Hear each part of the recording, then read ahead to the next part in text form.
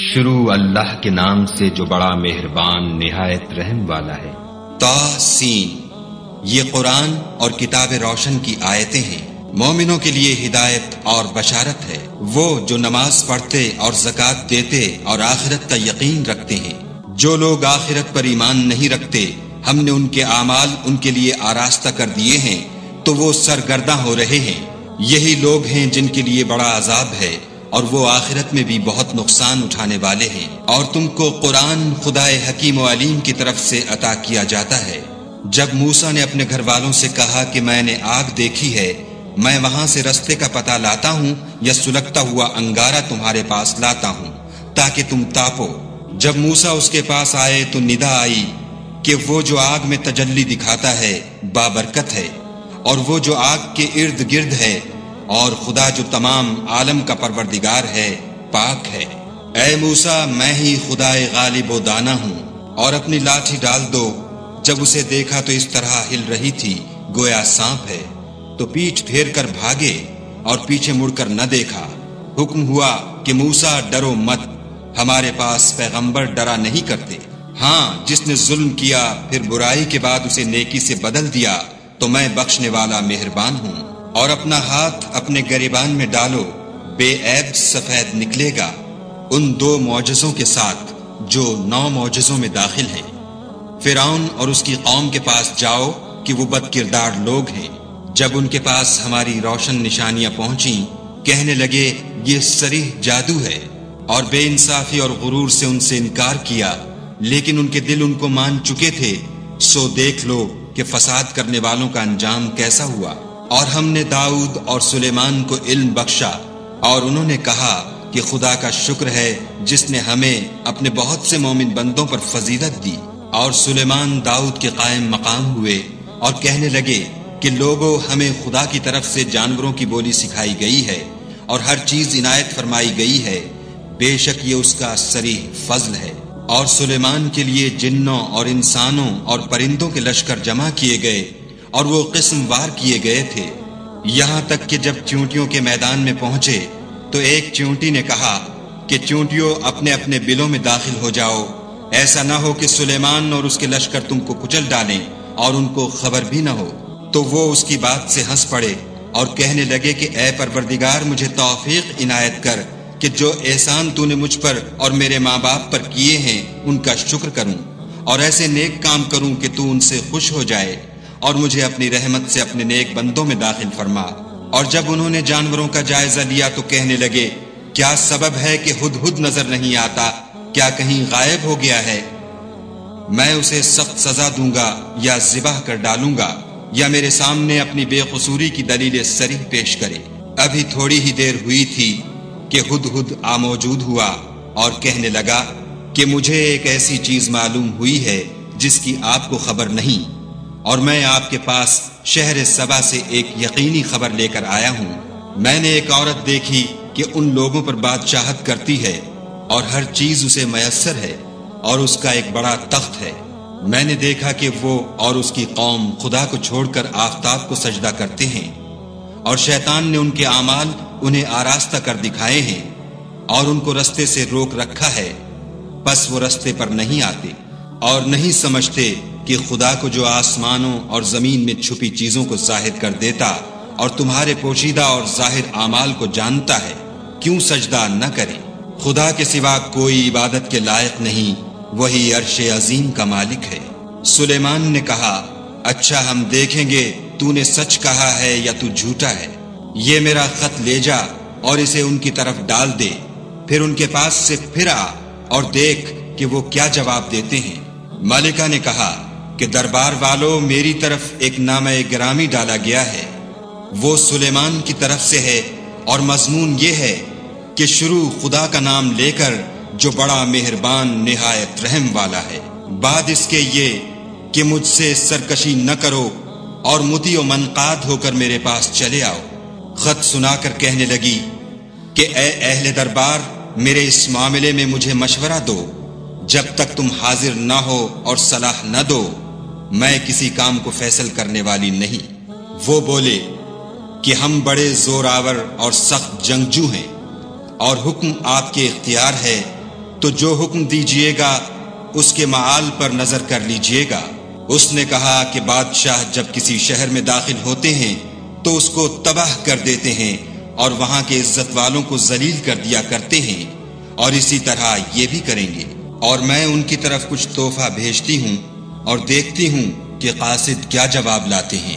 جب قاصد سلیمان کے پاس پہنچا تو سلیمان نے کہا، کیا تم مجھے مال سے مدد دینا چاہتے ہو؟ جو کچھ خدا نے مجھے عطا فرمایا ہے وہ اس سے بہتر ہے جو تمہیں دیا ہے۔ حقیقت یہ ہے کہ اپنے تحفے سے تم ہی خوش ہوتے ہوگے۔ ان کے پاس واپس جاؤ، ہم ان پر ایسے لشکر لے کر حملہ کریں گے جن کے مقابلے کی ان میں طاقت نہ ہوگی، اور ان کو وہاں سے بے عزت کر کے نکال دیں گے اور وہ ذلیل ہوں گے۔ سلیمان نے کہا کہ اے دربار والو، کوئی تم میں ایسا ہے کہ قبل اس کے کہ وہ لوگ فرما بردار ہو کر ہمارے پاس آئیں ملکہ کا تخت میرے پاس لے آئے؟ جنات میں سے ایک قوی ہیکل جن نے کہا کہ قبل اس کے کہ آپ اپنی جگہ سے اٹھیں میں اس کو آپ کے پاس لا حاضر کرتا ہوں، اور مجھے اس پر قدرت بھی حاصل ہے اور امانت دار بھی ہوں۔ ایک شخص جس کو کتاب الہی کا علم تھا کہنے لگا کہ میں آپ کی آنکھ کے جھپکنے سے پہلے اسے آپ کے پاس حاضر کیے دیتا ہوں۔ جب سلیمان نے تخت کو اپنے پاس رکھا ہوا دیکھا تو کہا کہ یہ میرے پروردگار کا فضل ہے تاکہ مجھے آزمائے کہ میں شکر کرتا ہوں یا کفران نعمت کرتا ہوں، اور جو شکر کرتا ہے تو اپنے ہی فائدے کے لیے شکر کرتا ہے، اور جو ناشکری کرتا ہے تو میرا پروردگار بے پرواہ اور کرم کرنے والا ہے۔ سلیمان نے کہا کہ ملکہ کے امتحان عقل کے لیے اس کے تخت کی صورت بدل دو، دیکھیں کہ وہ سوجھ بوجھ رکھتی ہے یا ان لوگوں میں سے ہے جو سوجھ نہیں رکھتے۔ جب وہ آ پہنچی تو پوچھا گیا کہ کیا آپ کا تخت بھی اسی طرح کا ہے؟ اس نے کہا کہ یہ تو گویا ہو بہو وہی ہے، اور ہم کو اس سے پہلے ہی سلیمان کی عظمت و شان کا علم ہو گیا تھا، اور ہم فرما بردار ہیں۔ اور وہ جو خدا کے سوا اور کی پرستش کرتی تھی، سلیمان نے اس کو اس سے منع کیا، اس سے پہلے تو وہ کافروں میں سے تھی۔ پھر اس سے کہا گیا کہ محل میں چلیے۔ جب اس نے اس کے فرش کو دیکھا تو اسے پانی کا حوض سمجھا اور کپڑا اٹھا کر اپنی پنڈلیاں کھول دیں۔ سلیمان نے کہا یہ ایسا محل ہے جس کے نیچے بھی شیشے جڑے ہوئے ہیں۔ وہ بول اٹھی کہ پروردگار، میں اپنے آپ پر ظلم کرتی رہی تھی، اور اب میں سلیمان کے ہاتھ پر خدائے رب العالمین پر ایمان لاتی ہوں۔ اور ہم نے سمود کی طرف ان کے بھائی صالح کو بھیجا کہ خدا کی عبادت کرو، تو وہ دو فریق ہو کر آپس میں جھگڑنے لگے۔ صالح نے کہا کہ اے قوم، تم بھلائی سے پہلے برائی کے لیے کیوں جلدی کرتے ہو، اور خدا سے بخشش کیوں نہیں مانگتے تاکہ تم پر رحم کیا جائے؟ وہ کہنے لگے کہ تم اور تمہارے ساتھی ہمارے لیے شگون بد ہیں۔ صالح نے کہا کہ تمہاری بدشگونی خدا کی طرف سے ہے، بلکہ تم ایسے لوگ ہو جن کی آزمائش کی جاتی ہے۔ اور شہر میں 9 شخص تھے جو ملک میں فساد کیا کرتے تھے اور اصلاح سے کام نہیں لیتے تھے۔ کہنے لگے کہ خدا کی قسم کھاؤ کہ ہم رات کو اس پر اور اس کے گھر والوں پر شبخون ماریں گے، پھر اس کے وارثوں سے کہہ دیں گے کہ ہم تو اس کے گھر والوں کے موقع ہلاکت پر گئے ہی نہیں، اور ہم سچ کہتے ہیں۔ اور وہ ایک چال چلے اور ہم بھی ایک چال چلے، اور ان کو کچھ خبر نہ ہوئی۔ تو دیکھ لو کہ ان کی چال کا انجام کیسا ہوا۔ ہم نے ان کو اور ان کی قوم سب کو ہلاک کر ڈالا۔ اب یہ ان کے گھر ان کے ظلم کے سبب خالی پڑے ہیں۔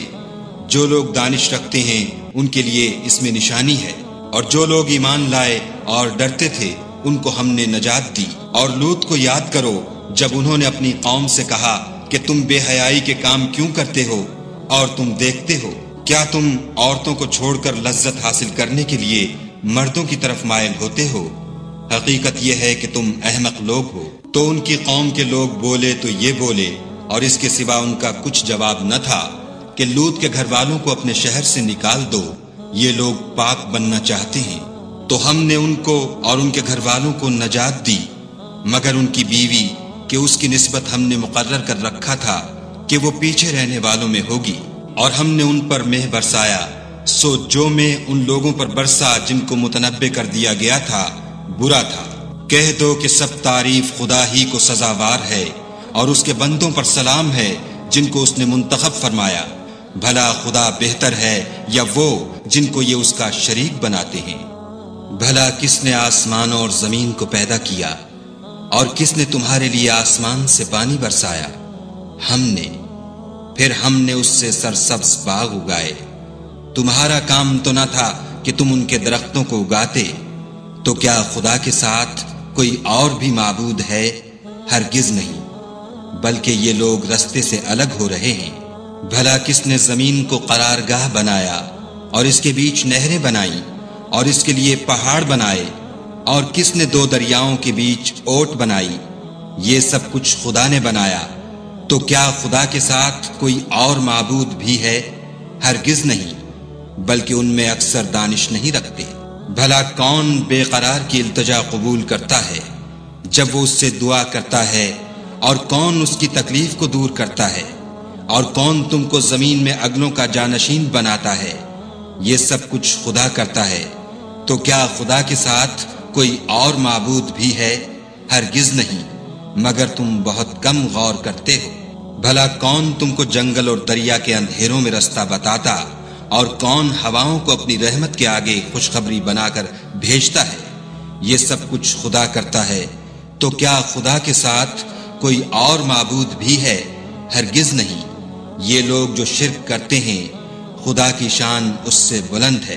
بھلا کون خلقت کو پہلی بار پیدا کرتا، پھر اس کو بار بار پیدا کرتا رہتا ہے؟ اور کون تم کو آسمان اور زمین سے رزق دیتا ہے؟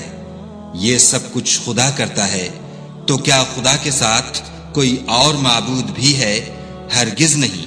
کہہ دو کہ مشرکو، اگر تم سچے ہو تو دلیل پیش کرو۔ کہہ دو کہ جو لوگ آسمانوں اور زمین میں ہیں خدا کے سوا غیب کی باتیں نہیں جانتے، اور نہ یہ جانتے ہیں کہ کب زندہ کر کے اٹھائے جائیں گے، بلکہ آخرت کے بارے میں ان کا علم منتہی ہو چکا ہے، بلکہ وہ اس سے شک میں ہیں، بلکہ اس سے اندھے ہو رہے ہیں۔ اور جو لوگ کافر ہیں کہتے ہیں کہ جب ہم اور ہمارے باپ دادا مٹی ہو جائیں گے تو کیا ہم پھر قبروں سے نکالے جائیں گے؟ یہ وعدہ ہم سے اور ہمارے باپ دادا سے پہلے سے ہوتا چلا آیا ہے۔ کہاں کا اٹھنا اور کیسی قیامت، یہ تو صرف پہلے لوگوں کی کہانیاں ہیں۔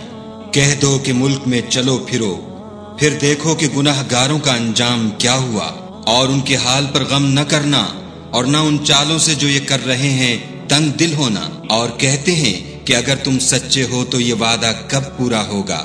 کہہ دو کہ جس عذاب کے لیے تم جلدی کر رہے ہو شاید اس میں سے کچھ تمہارے نزدیک آ پہنچا ہو، اور تمہارا پروردگار تو لوگوں پر فضل کرنے والا ہے، لیکن ان میں سے اکثر شکر نہیں کرتے۔ اور جو باتیں ان کے سینوں میں پوشیدہ ہوتی ہیں اور جو کام وہ ظاہر کرتے ہیں، تمہارا پروردگار ان سب کو جانتا ہے۔ اور آسمانوں اور زمین میں کوئی پوشیدہ چیز نہیں ہے مگر وہ کتاب روشن میں لکھی ہوئی ہے۔ بے شک یہ قرآن بنی اسرائیل کے سامنے اکثر باتیں جن میں وہ اختلاف کرتے ہیں بیان کر دیتا ہے، اور بے شک یہ مومنوں کے لیے ہدایت اور رحمت ہے۔ تمہارا پروردگار قیامت کے روز ان میں اپنے حکم سے فیصلہ کر دے گا، اور وہ غالب اور علم والا ہے۔ تو خدا پر بھروسہ رکھو، تم تو حق صریح پر ہو۔ کچھ شک نہیں کہ تم مردوں کو بات نہیں سنا سکتے، اور نہ بہروں کو جبکہ وہ پیٹھ پھیر کر پھر جائیں آواز سنا سکتے ہو، اور نہ اندھوں کو گمراہی سے نکال کر رستہ دکھا سکتے ہو۔ تم تو انہی کو سنا سکتے ہو جو ہماری آیتوں پر ایمان لاتے ہیں اور وہ فرما بردار ہو جاتے ہیں۔ اور جب ان کے بارے میں عذاب کا وعدہ پورا ہوگا تو ہم ان کے لیے زمین میں سے ایک جانور نکالیں گے جو ان سے بیان کر دے گا، اس لیے کہ لوگ ہماری آیتوں پر ایمان نہیں لاتے تھے۔ اور جس روز ہم ہر امت میں سے اس گروہ کو جمع کریں گے جو ہماری آیتوں کی تکذیب کرتے تھے تو ان کی جماعت بندی کی جائے گی، یہاں تک کہ جب سب آ جائیں گے تو خدا فرمائے گا کہ کیا تم نے میری آیتوں کو جھٹلا دیا تھا اور تم نے اپنے علم سے ان پر احاطہ تو کیا ہی نہ تھا؟ بھلا تم کیا کرتے تھے؟ اور ان کے ظلم کے سبب ان کے حق میں وعدہ عذاب پورا ہو کر رہے گا تو وہ بول بھی نہ سکیں گے۔ کیا انہوں نے نہیں دیکھا کہ ہم نے رات کو اس لیے بنایا ہے کہ اس میں آرام کریں، اور دن کو روشن بنایا ہے کہ اس میں کام کریں؟ بے شک اس میں مومن لوگوں کے لیے نشانیاں ہیں۔ اور جس روز سور پھونکا جائے گا تو جو لوگ آسمانوں اور جو زمین میں ہیں سب گھبرا اٹھیں گے، مگر وہ جسے خدا چاہے اور سب اس کے پاس عاجز ہو کر چلے آئیں گے۔ اور تم پہاڑوں کو دیکھتے ہو تو خیال کرتے ہو کہ اپنی جگہ پر کھڑے ہیں، مگر وہ اس روز اس طرح اڑتے پھریں گے جیسے بادل۔ یہ خدا کی کاریگری ہے جس نے ہر چیز کو مضبوط بنایا، بے شک وہ تمہارے سب افعال سے باخبر ہے۔ جو شخص نیکی لے کر آئے گا تو اس کے لیے اس سے بہتر بدلہ تیار ہے، اور ایسے لوگ اس روز گھبراہٹ سے بے خوف ہوں گے۔ اور جو برائی لے کر آئے گا تو ایسے لوگ اوندھے منہ دوزخ میں ڈال دیے جائیں گے۔ تم کو تو انہی اعمال کا بدلہ ملے گا جو تم کرتے رہے ہو۔ کہہ دو مجھ کو یہی ارشاد ہوا ہے کہ اس شہر مکہ کے مالک کی عبادت کروں جس نے اس کو محترم اور مقام ادب بنایا ہے، اور سب چیز اسی کی ہے، اور یہ بھی حکم ہوا ہے کہ اس کا حکم بردار رہوں، اور یہ بھی کہ قرآن پڑھا کروں۔ تو جو شخص راہ راست اختیار کرتا ہے تو اپنے ہی فائدے کے لیے اختیار کرتا ہے، اور جو گمراہ رہتا ہے تو کہہ دو کہ میں تو صرف نصیحت کرنے والا ہوں۔ اور کہو کہ خدا کا شکر ہے وہ تم کو ان قریب اپنی نشانیاں دکھائے گا تو تم ان کو پہچان لوگے، اور جو کام تم کرتے ہو تمہارا پروردگار ان سے بے خبر نہیں ہے۔